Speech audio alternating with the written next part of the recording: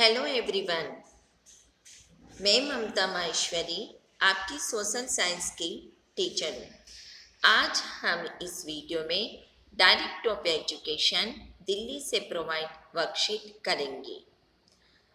जो हमारी वर्कशीट होगी क्लास नाइन्थ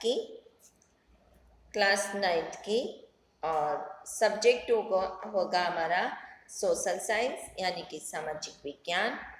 और डेट होगी हमारी 8 अप्रैल 2021 और सब्जेक्ट है सोशल साइंस का पार्ट इतिहास, जिसका हम लेसन नंबर 1 लेंगे फ्रांसीसी क्रांति।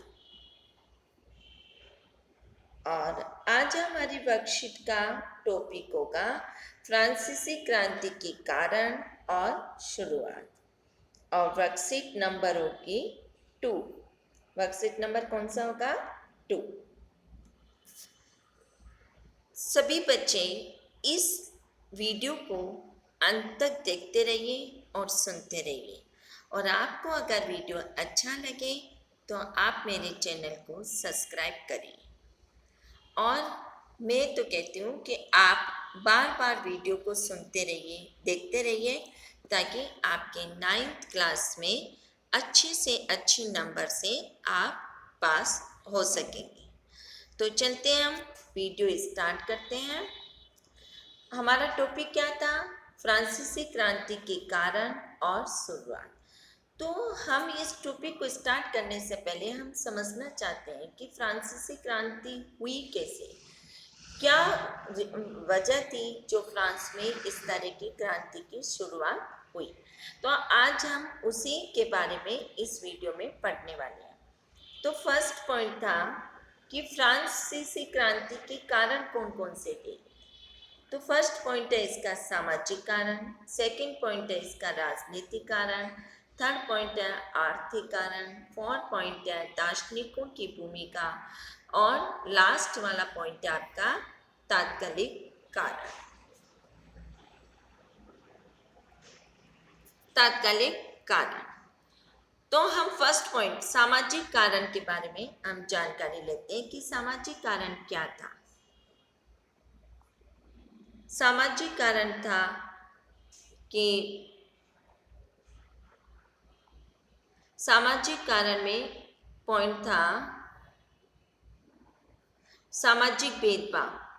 सामाजिक कारण में पॉइंट है आपका सामाजिक भेदभाव। तो सामाजिक राजा लोग क्या करते थे? एक सामाजिक भेदभाव करते थे। मतलब जैसे कोई अमीर लोग हैं या ऊंची जाति के हैं तो वो इस तरह का भेदभाव करते थे, और जो गरीब लोग हैं या नीची जाति के हैं तो इस तरह का फ्रांस में बहुत ज़्यादा भेदभाव हो रहा था। इस कारण से सामाजिक कारण उत्पन्न हुए। पॉइंट नंबर सेकंड है जन्म आधारित विशेषाधिकार। मतलब इसका मतलब होता था कि जो ऊंचे कुल में यानी कि ऊंची जाति में जन्म लिए हैं उनको बहुत अच्छे विशेषाधिकार प्राप्त थे, और जो नीची जाति में जन्म लिए हैं उनको विशेष अधिकार प्राप्त नहीं होते थे।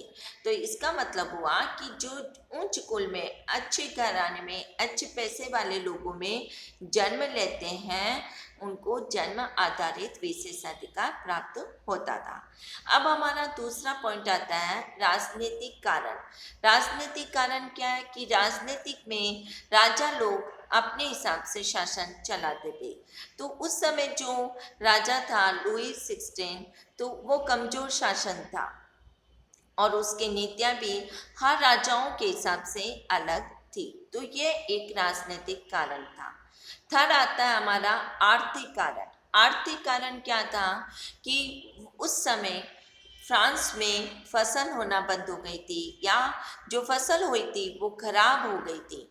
तो इस वजह से अनाज होना बंद हो गया था, और अनाज बंद हो गया तो लोग खाने के लिए भूखे मरने लग गए, और इस तरह से राजकोष खाली हो गया।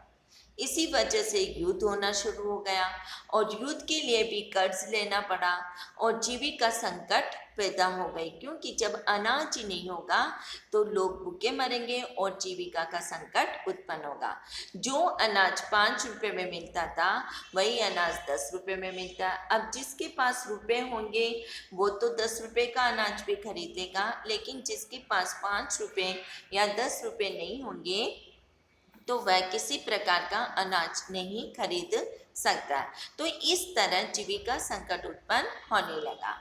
दार्शनिकों की भूमिका, फर्स्ट पॉइंट है दार्शनिकों की भूमिका में कि लोगों को जन्म आधारित विशेषाधिकार के खिलाफ जागरूक करना। दार्शनिकों में क्या हुआ कि उन्होंने लोगों में एक क्रांति पैदा कर दी कि भाई तुम्हारे में जन्म जैसे कि ऊंचे लोग हैं तो उनको तो जन्म से ही विशेषाधिकार मिल जाते हैं, तो और जो गरीब लोग हैं, जो नीची जाति के लोग हैं, उनको किसी भी तरह का कोई अधिकार नहीं प्राप्त होता है। तो दार्शनिकों ने उसके खिलाफ एक आंदोलन, एक क्रांति पैदा कर दी। दार्शनिकों ने दूसरा पॉइंट कैसे लिया कि लोगों के सामने स्वतंत्रता और समानता आधारित व्यवस्था का मॉडल पेश करना।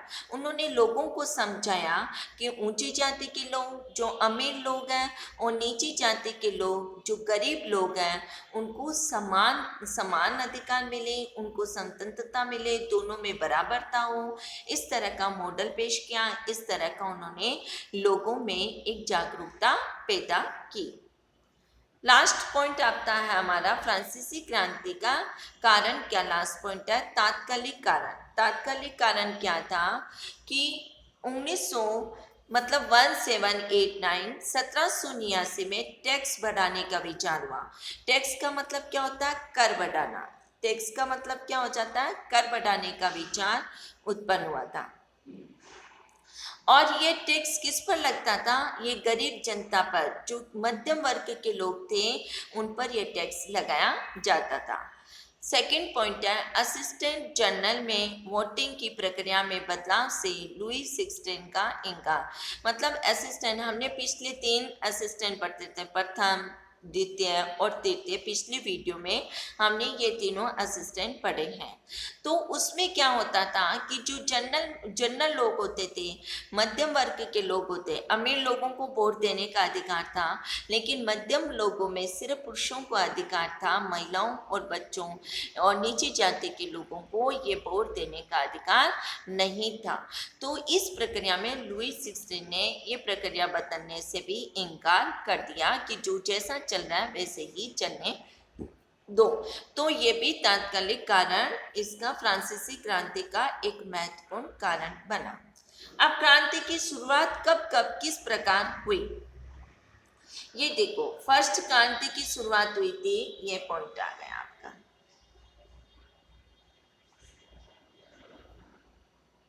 ये पॉइंट है जो आपकी फर्स्ट क्रांति की शुरुआत हुई थी कि 5 मई 1789 को लुई 16 के द्वारा टैक्स बढ़ाने के लिए असिस्टेंट जनरल की मीटिंग बुलाई गई। लुई 16 ने क्या किया, अपने असिस्टेंट जो भी जितने भी प्रथम स्टेट के लोग थे उन सब की एक मीटिंग बुलाई और कर बढ़ाने के लिए आग्रह किया और एक मॉडल पेश किया कि जनता में इस तरह का कर लागू किया जाए ताकि हमारे पास फ्रांस के लिए रुपए पैसे इकट्ठे हो सके। इस तरह लुई 16 ने टैक्स बढ़ाने का निर्णय लिया, इसके लिए मीटिंग भी बुलाई। अब दूसरा पॉइंट, तृतीय स्टेट के लोगों ने व्यक्ति आधारित वोटिंग की मांग की। तृतीय स्टेट के जितने भी लोग थे, जैसे कि व्यापारी, किसान और जो तृतीय वर्ग के लोग थे, मध्यम वर्ग के लोग थे, जो छोटा मोटा बिजनेस करते थे, अपनी छोटी मोटी दुकानें चलाते थे, वो तीसरे स्टेट के लोग आते हैं। तो लोगों ने उस लोगों ने ये भी मांग की कि हमें भी उस वोटिंग में शामिल किया जाए ताकि हमें भी टैक्स देने में थोड़ी छूट मिल सके, लेकिन ऐसा नहीं हुआ। लुई 16 ने इस मांग को इनकार कर दिया। ये देखो थर्ड पॉइंट। फर्स्ट पॉइंट उसने बढ़ाने के लिए मीटिंग बुलाई, तो 33 लोगों ने ये मांग उठाई कि हमें भी वोट में शामिल किया जाए, लेकिन लुई 16 ने इस मांग को इनकार कर दिया है थर्ड पॉइंट में। फोर्थ पॉइंट, 33 स्टेट के लोगों ने विरोध किया और संसद में वॉकआउट कर दिया गया। मतलब 33 स्टेट के लोगों ने इस बारे में विरोध करना प्रारंभ किया, तो उनको संसद में क्या कर दिया? वॉकआउट। वॉकआउट का मतलब उनको संसद से निकाल दिया गया। वॉकआउट का मतलब है कि संसद से उनको निकाल दिया गया।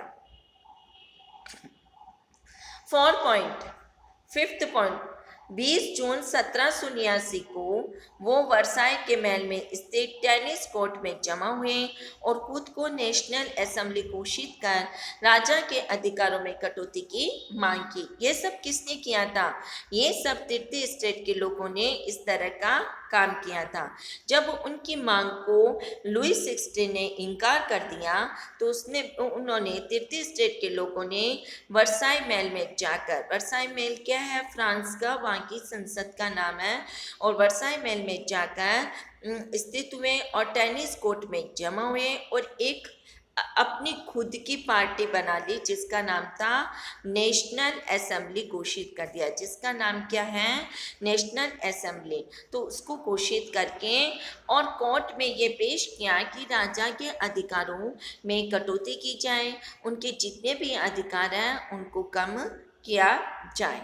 अब उसके बाद में क्या हुआ? इधर फसलों के नष्ट होने के कारण अनाज के दामों में काफ़ी वृद्धि हो गई और पेरिस में ब्रेड की दुकानों पर लूटमार आरंभ हो गई। अब जो ब्रेड आपको 5 रुपये पे मिलती थी, वही ब्रेड आपको 10 रुपये में मिल रही है।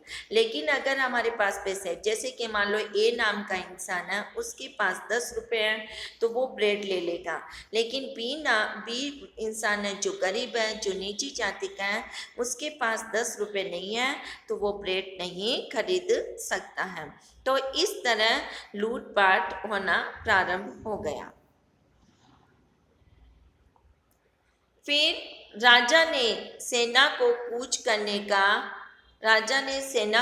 करने का हुक्म दिया और कुछ अफवाहों के कारण लोगों ने 14 जुलाई 1789 को बास्तिल के किले को ध्वस्त कर दिया, जो राजा की निर्कुल शक्तियों का प्रतीक था। फिर राजा जहाँ रहता था, मतलब बास्तिल के किले में रहता था, तो लोगों में इस तरह के लोगों के मन में एक भावना आने लग गई कि अगर राजा इस तरह का काम करता है तो हमें उसके खिलाफ आंदोलन प्रारंभ करना चाहिए। तो राजा ने सेना को कूच करने का आदेश दिया। तो इधर लोगों ने भी लूटपाट प्रारंभ कर दी और क्रांति प्रारंभ कर दी, और तो उधर राजा ने अपनी सेना को हुक्म दे दिया कि जो भी क्रांतिकारी करते हैं उन्हें मतलब निकाला जाए, उन्हें या तो देश से निकाला जाए या मारा जाए। तो इस तरह का हुक्म दे दिया। तो कुछ अफवाहों के कारण लोगों में 14 जुलाई 1789 को बास्तिल के किले को ध्वस्त कर दिया और राजा की निर्कुल शक्तियों पर एक अंकुश लगा दिया गया। वो जो निर्कुल शक्तियों का प्रतीक था। तो इस तरह हमने ये वर्कशीट का एक्सप्लेन किया है। अब उम्मीद है कि सभी बच्चों को अच्छे से समझ में आएगा। आप सभी बच्चे बार बार इस वीडियो को सुनते रहिए, देखते रहिए और अपने दूसरे फ्रेंड के साथ भी शेयर करते रहिए। अब हम इसकी क्वेश्चन आंसर करते हैं। फर्स्ट क्वेश्चन है 1789 में फ्रांस का राजा कौन था? और सेकंड प्रश्न है असिस्टेंट जनरल की मीटिंग क्यों बुलाई गई थी? थर्ड प्रश्न है 33 स्टेट के लोगों में खुद को क्यों घोषित किया? फोर्थ स्टैंडर्ड लोगों ने बास्तिल के किले को ध्वस्त क्यों कर दिया? फिफ्थ क्वेश्चन है 33 स्टेट के लोगों ने क्या मांग रखी थी और ये मांग वर्तमान सामाजिक और राजनीतिक स्थिति से किस प्रकार संबंधित है? तो इसकी क्वेश्चन आंसर हम करते हैं। फर्स्ट क्वेश्चन है 1789 में फ्रांस का राजा कौन था? तो 1789 में फ्रांस का राजा लुई 16 था। क्वेश्चन नंबर 2 है, असिस्टेंट जनरल की मीटिंग क्यों बुलाई गई थी? असिस्टेंट जनरल की मीटिंग करों में बढ़ोतरी करने के लिए बुलाई गई थी, यानी कि टैक्स में बढ़ोतरी करने के लिए बुलाई गई थी।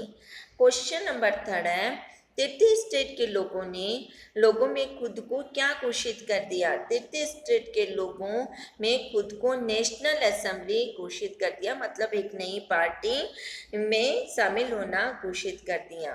4 क्वेश्चन है, लोगों ने बास्तिल के किले को ध्वस्त क्यों कर दिया? लोगों ने बास्तिल के किले को इसलिए ध्वंस कर दिया क्योंकि ये राजा निरंकुश की शक्ति का प्रतीक था। ये राजा लुई 16 है ना, उसके निरंकुश शक्तियों का प्रतीक था। क्वेश्चन नंबर 5 है, 33 स्टेट के लोगों ने क्या क्या मांग रखी थी और ये मांग वर्तमान सामाजिक और राजनीतिक स्थिति से किस प्रकार संबंधित है? तो इसका आंसर होगा, 33 स्टेट के लोगों ने प्रति व्यक्ति के आधार पर वोटिंग की मांग रखी थी क्योंकि फसलों के नष्ट हो चुकी थी और अनाज के दामों में वृद्धि हो गई थी। फ्रांस पर बहुत ज़्यादा कर्ज था, इसलिए ये मांग वहाँ की वर्तमान सामाजिक और राजनीतिक स्थिति से संबंधित थी। तो हमने आज वर्कशीट नंबर 2 जो फ्रांस की क्रांति के कारण उस शुरुआत है उसके हमने क्वेश्चन आंसर किए हैं। सभी बच्चे अपनी नोटबुक में नोट करें और मेरे चैनल को सब्सक्राइब करिए, शेयर करिए और कमेंट बॉक्स में कमेंट लिखिए और अपने फ्रेंड के साथ भी शेयर करें। Bye bye.